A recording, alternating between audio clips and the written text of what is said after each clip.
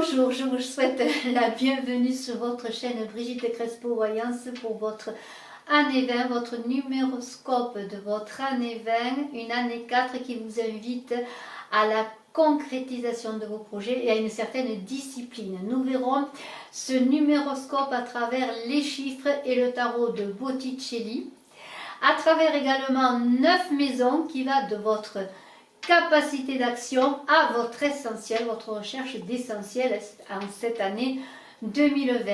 Étant bien entendu que vous avez votre libre arbitre et que ce numéroscope va vous servir de repère, de balise à travers tout votre chemin pour cette année 2020. Je vous souhaite une excellente année 2020, de passer de très belles fêtes et le meilleur pour vous. A tout de suite pour votre numéroscope. Vierge, merci de me retrouver pour votre numéroscope de cette année 2020, année 4. Alors, eh bien, nous allons commencer avec 9 maisons, et la première maison étant celle de votre capacité d'action, pour terminer avec la dernière maison, la maison 9, qui est celle de votre sens de l'essentiel en cette année 2020. Alors, eh bien, dans la première maison, qui est la maison de votre affirmation personnelle, de votre dynamique, de la façon dont vous voulez structurer votre ego, de la façon dont vous allez réussir à structurer votre ego, à être dans la pensée, on est dans le principe masculin, et c'est la relation au père, la maison 1. Voilà, c'est le principe masculin. Alors, on a des projets, des domaines, des initiatives, et quelles que soient vos initiatives et vos projets en cette année 4, cette année 2020 qui est une année 4, une année de structuration, d'organisation et d'aller à l'essentiel justement et de responsabilité, eh bien vous allez réussir à avoir du génie, je pourrais dire.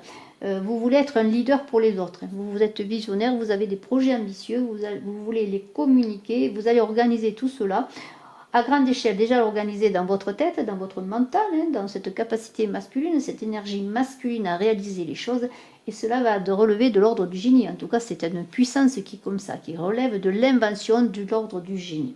Alors, dans vos projets, dans cette force de la pensée, eh bien, dans cette vision éclairée que vous allez avoir, parce que le 22 est un maître nombre, vous allez être dans des projets très ambitieux. Alors, vous, Vierge, vous adapterez bien sûr en fonction de vos projets que vous voulez réaliser, ces projets de vous-même, peut-être de vous réaliser tout simplement dans des projets ambitieux, des projets bien ambitieux de réaliser un travail, une création d'entreprise, de réaliser pourquoi pas l'amour que vous désirez, de vous mettre tout en action dans une vision de tout cela. Enfin, vous avez un champ important, bien sûr, à développer. C'est en fonction, bien sûr, de votre manière de voir les choses, de ce que vous voulez réaliser, mais aussi ce 22, dans votre capacité de commandement, ça va être par celui quand même qui est là pour éclairer les autres.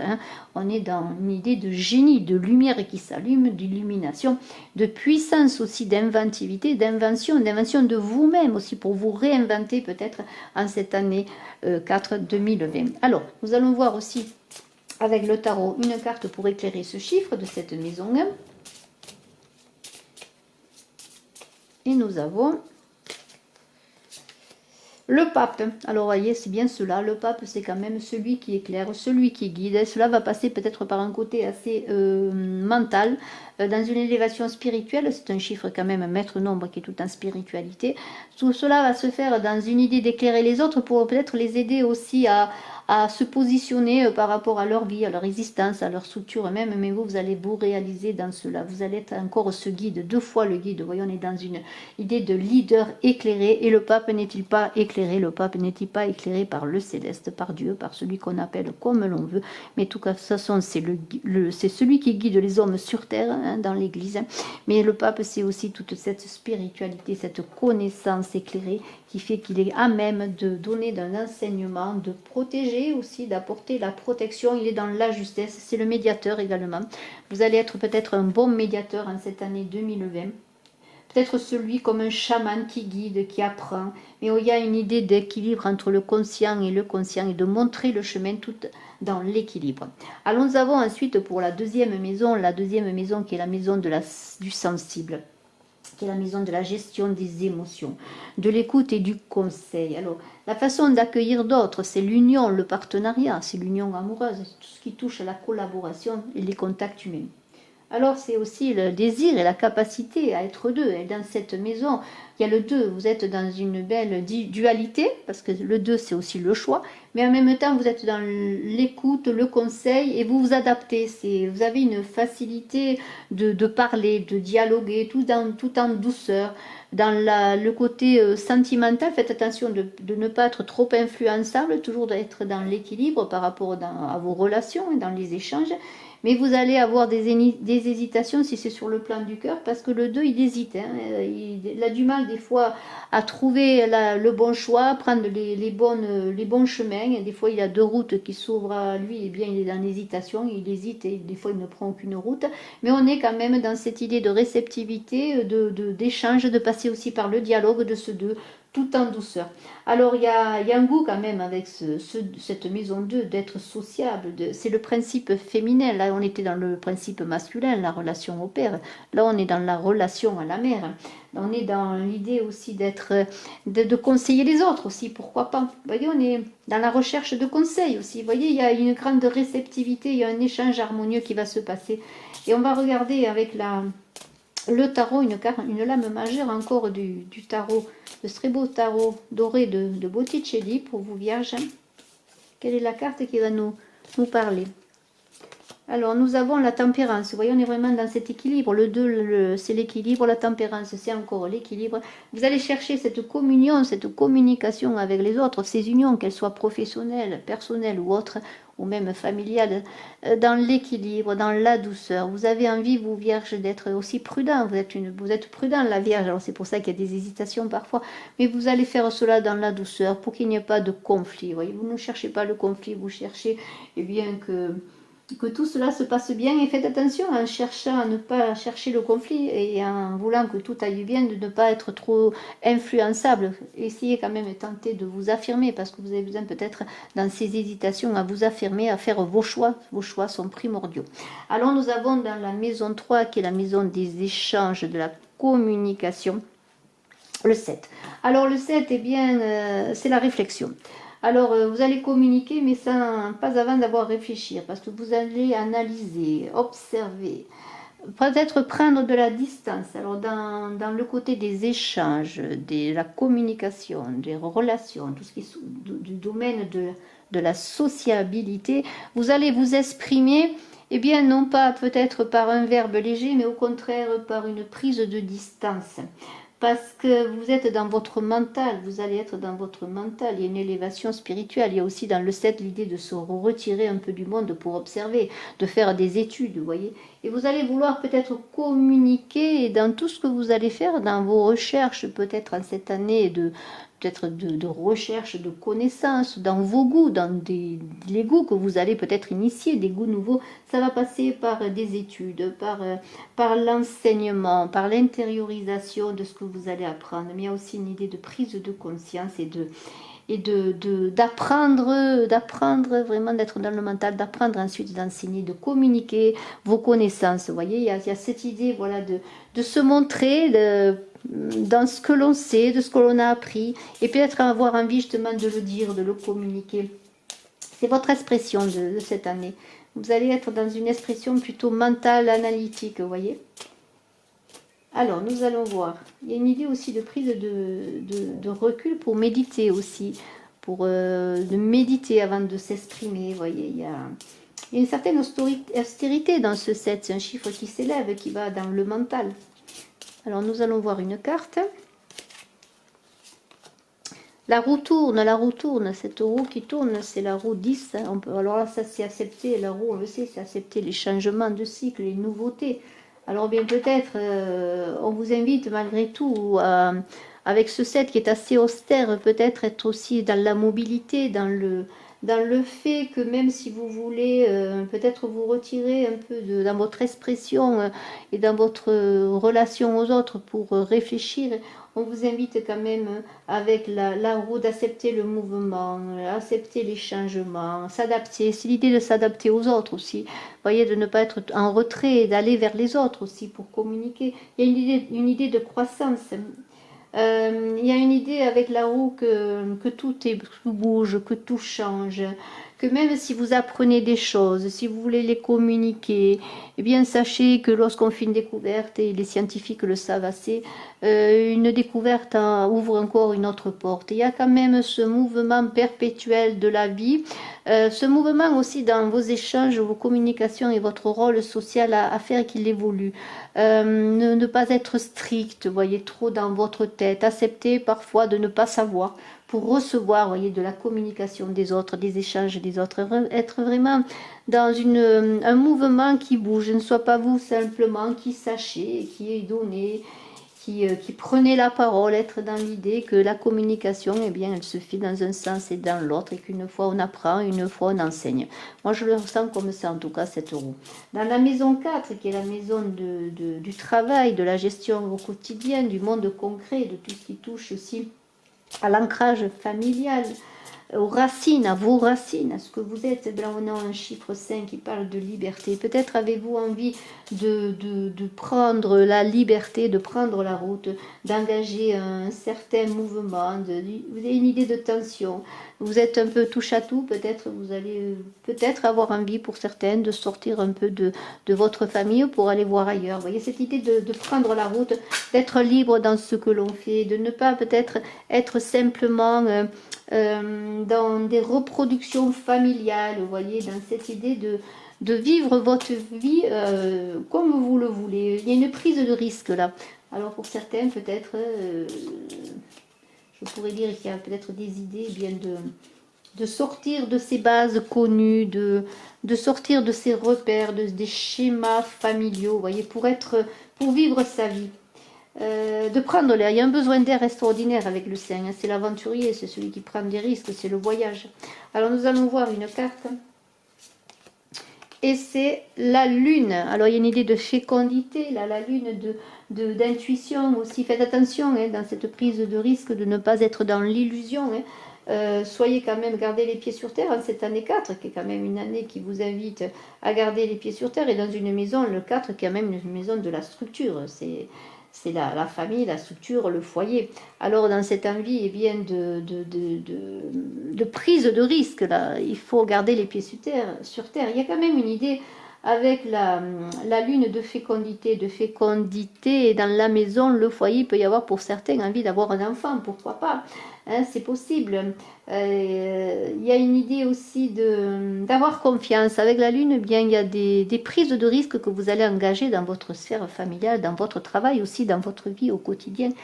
Mais on vous invite aussi, malgré tout, d'avoir les pieds sur terre, mais en même temps de faire confiance à vos intuitions, à ce que vous voulez réaliser. Il y a comme cette idée, vous voyez, malgré tout, bien d'y aller, mais quand même en prenant peut-être ses arrières, vous voyez, en sauvegardant ses arrières. Ne pas tout lâcher, pour l'aventure. En gros, c'est ça. Alors, nous avons ensuite la maison qui est là, qui est la maison 5. La maison 5, c'est la libido, c'est le mental, c'est l'intelligence. Hein. C'est aussi les risques. Voilà, comment vous allez prendre des risques? Eh bien, c'est le 1. Alors, le 1, ben, c'est un chiffre d'autonomie, d'indépendance. Il y a encore une idée de s'envoler, d'être indépendant, de s'affirmer. Hein. Vous allez foncer, mais dans le mental encore là. Dans cette maison 5, où on est dans la libido aussi, l'amour physique, eh bien, c'est très mental. Vous allez vivre cela dans une idée de donner des initiatives, je dirais, d'être imaginatif, d'être un leader. Il y a une idée d'initiative, d'indépendance et de prise de décision. Alors, eh bien, cette liberté personnelle qui est aussi la maison 5, vous allez la gérer à votre manière. Et cette envie de voyager et aussi de chercher le masculin en vous, parce que la maison 5, c'est l'homme, c'est le masculin en soi. Eh bien, vous allez le vivre dans un élan d'indépendance. Vous allez vous affirmer. C'est vraiment votre côté masculin, votre énergie masculine qui va s'affirmer dans cette prise de risque. Quels que soient les domaines où vous prenez des risques. Mais il y a l'idée aussi de l'analyse, de la recherche. Vous allez être dans le mental et dans l'idée encore d'indépendance. Et vous avez la tour foudroyée qui est là, C'est vraiment, vous allez bouleverser beaucoup de choses. Il y a un vent de liberté qui va s'opérer. Vous allez peut-être mettre en avant ce côté yang en vous, là, ce côté masculin, pour vous affirmer. Il va y avoir des transformations. Vous êtes, vous, Vierge, en cette année 2020, comme avoir envie de bouleverser beaucoup de choses. Alors, des brusques changements, vous allez opérer peut-être dans cette façon de vivre votre libido, dans votre forme d'intelligence, dans votre envie de prendre des risques. Vous allez bouleverser beaucoup de choses pour reconstruire. Mais peut-être il va y avoir aussi des bouleversements qui vont venir à vous. Il y a comme une idée de grande étape de vie, de changement majeur. Il y a peut-être pour certains aussi des coups de foudre. On est dans l'amour, dans la passion, dans la libido, des coups de foudre pour certains. Ça va se passer dans des bouleversements magnifiques. Et vous verrez bien sûr, vous me direz ce qu'il en est bien sûr. Et il y a quand même une idée vraiment de changer les choses, presque de faire table rase des schémas que l'on a eus. Et peut-être mettre cet esprit leader, indépendance, cette énergie masculine en avant. Alors dans la maison 6, qui est la maison qui correspond à la recherche de la femme en soi, on avait l'homme en soi, maintenant c'est la femme en soi, eh bien on a un 11, on est dans le magnétisme, on est magnétique. Alors dans le couple, dans l'amour en famille, dans tout ce qui touche au domaine de l'amour, au foyer, dans la recherche de beau, de bien-être, on est dans une idée d'esthétique, d'esthétisme qui passe par une illumination, une force intérieure. On n'est pas dans la rondeur là, on est dans l'écoute de soi, on est dans l'idée de se réveiller, d'avoir un éveil de conscience. Alors dans l'amour dans la famille, vous allez vous exprimer de cette manière, c'est-à-dire dans l'idée d'être dans le devoir. Mais il y a une dualité dans l'11, parce que même c'est un maître nombre, vous voyez, comme le 22 et le 33 qui est à côté. Mais il y a une idée de tension, là, de tension qui va émerger. Alors peut-être des tensions au sein de la famille, dans cette idée d'illuminer les autres, presque pour leur montrer, transmettre ce que vous savez, comment vous voulez que les choses avancent. Dans le plaisir, vous allez être aussi chercher un plaisir transcendantal, je pourrais dire, tantrique, c'est-à-dire ça ne va pas se baser simplement à la recherche du plaisir simple, mais ça va être une élévation pour vous élever au plan spirituel. Voilà, c'est ça, vous allez vous réveiller, même dans votre relation physique amoureuse, c'est un éveil. Vous allez avoir un éveil peut-être. Et alors pour certains, il va y avoir un éveil qui va les conduire, s'ils ne le savent pas, à ce côté médiumnique, à se brancher à l'indicible, à l'invisible. Vous voyez, on est dans une idée d'élévation, de tension, ce féminin, il va se transformer presque avec ce 1 en masculin. Si je ne vois pas trop le féminin dans cette relation à la femme recherchée en vous, je ne le vois pas dans le sens de rondeur, de féminité, de yin, je vois plutôt dans une idée d'un éveil de conscience. De votre féminité, pourquoi pas de votre féminin sacré, c'est très possible, mais ça va être un éveil de conscience. Alors, nous allons voir la carte qui va. C'est le soleil. Voilà. Alors, vous voyez, il y a quand même ce soleil-là qui parle d'accomplissement. Vous allez vous accomplir dans ce côté, dans votre couple, dans votre foyer, dans votre famille. Vous allez être magnétique et solaire. Et ce magnétisme que vous cherchiez, cette maîtrise que vous cherchiez dans ce maître nombre 11, il est encore là. Vous allez être magnétique au sein de votre couple, dans votre foyer, pour vos enfants, pour votre famille.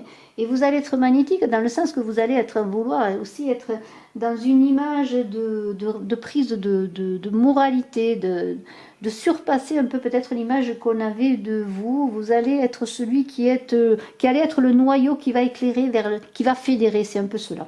Alors nous allons voir ensuite la maison 7 qui est la maison des études, de l'écriture, tout ce qui touche aux repères psychologiques, aux grandes études, peut-être philosophiques, à la fois, vous voyez, tout ce qui touche au spirituel, mais aussi au secret, à la capacité d'apprendre, de transmettre, et c'est le 33.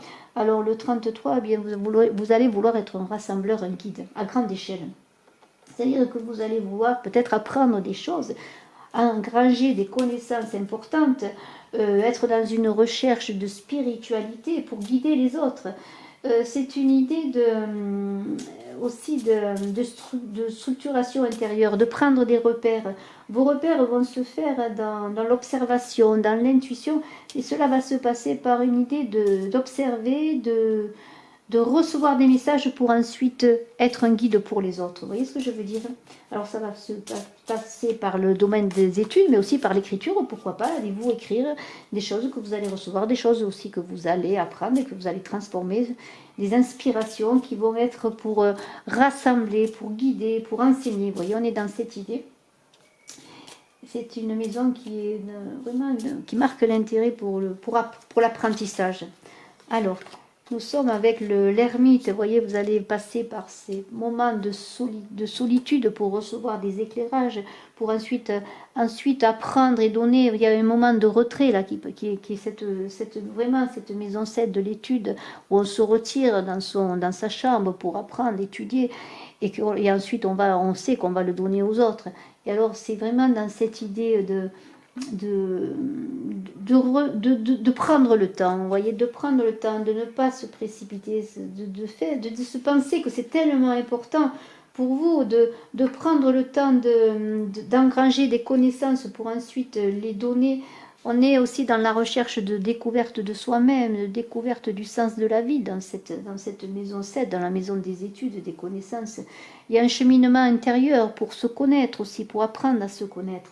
On est aussi dans la découverte de soi. Hein, c'est cette recherche dans les livres aussi, parfois, dans l'inspiration. On se cherche, l'homme se cherche toujours. Il prend plusieurs chemins, simplement. Alors il y a une idée de faire le bilan pour apprendre, révéler tout ce que l'on a appris aussi de soi aux autres. Et c'est cette idée aussi de retrait pour ensuite aller dans la lumière. Et on a ensuite la maison 8. Vous avez un 3 dans la maison 8 qui est l'expression, la communication dans cette maison du monde qui touche aux acquis matériels.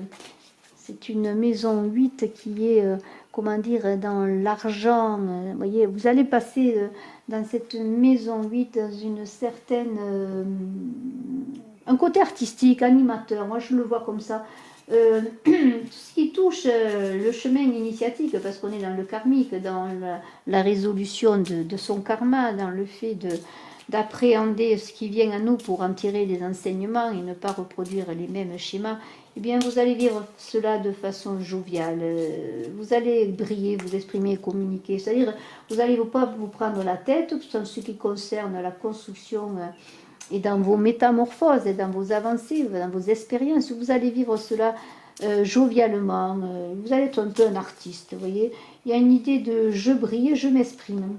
Il y a aussi le côté amical, vous avez envie de vous entourer, vous n'avez pas envie peut-être de gagner de l'argent pour gagner de l'argent.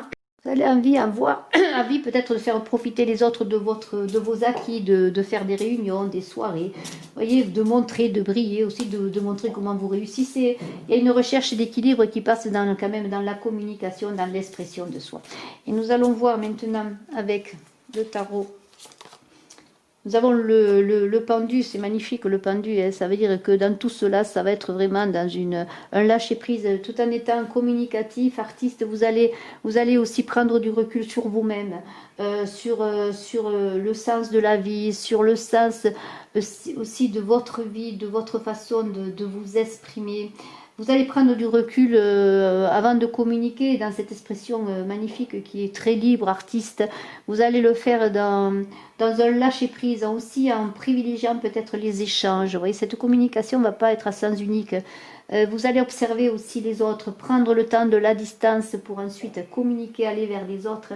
Il y a une idée avec le pendu de transformation aussi. On est vraiment dans la maison 8 de la transformation spirituelle, aussi de tout ce qui est construction intérieure, et tout ça va se faire aussi dans la communication, mais aussi dans la communication avec vous-même, dans le lâcher-prise pour ensuite avancer. Et nous avons la dernière maison, la maison 9, qui a un 8 magnifique, qui est l'humanisme, la recherche de votre essentiel, la recherche de l'essentiel de l'homme que vous êtes à travers les hommes et en allant vers les hommes. On est dans la compréhension du monde symbolique, là aussi des symboles. de l'avancement intérieur. Et votre sens de l'essentiel cette année va être passé par beaucoup d'enthousiasme, de dynamisme. Vous avez envie d'être un peu ce héros justicieux généreux qui va apporter aux autres son énergie, qui va se battre aussi pour défendre ses idéaux sur le plan humain, ses idéaux aussi s'il veut enseigner, ses idéaux dans l'amour universel, tout ça va se faire avec une grande énergie, beaucoup d'enthousiasme. De courage aussi, de témérité. On est dans l'idée d'aider les autres, de dépenser toute son énergie, de se donner, mais aussi dans cette idée d'élargir sa conscience, d'avancer dans l'humanisme. Cela va se faire dans une idée de pouvoir. Alors de pouvoir, pas de prendre le pouvoir sur les autres, mais d'avoir du pouvoir, je dirais, pour aider les autres. Parce que vous allez donner toute votre énergie, c'est un peu le rôle du héros qui défend la veuve et l'orphelin. Et vous allez défendre peut-être en vous mettant dans une association, en défendant une cause, quelle qu'elle soit. Vous mettre comme ce héros justicier, généreux de cœur, généreux de force, d'être combattant, vous voyez, être combattant pour les autres et pour vous-même, bien sûr, en même temps, puisque vous faites partie de l'humanité.